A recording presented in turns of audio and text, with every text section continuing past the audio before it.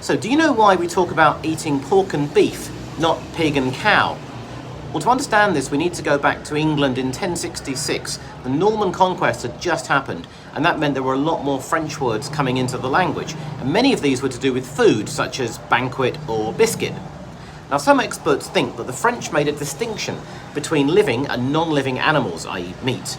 So servants and working class folk who raised the animals and then killed them tended to talk about cows and pigs, whereas the Norman rulers, who perhaps wanted to distance themselves a bit from all the killing and blood, described the meat that had been carefully prepared for them as beef and pork.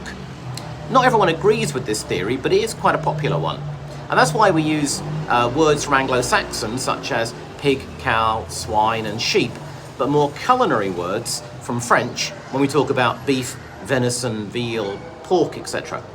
Now that seems to make sense, but then you may ask, why don't we use the French word for fish? Well, what is the French word for fish? It's poisson. And that looks very similar to the word poison, so you can kind of imagine why that didn't really catch on. And why did chicken remain chicken?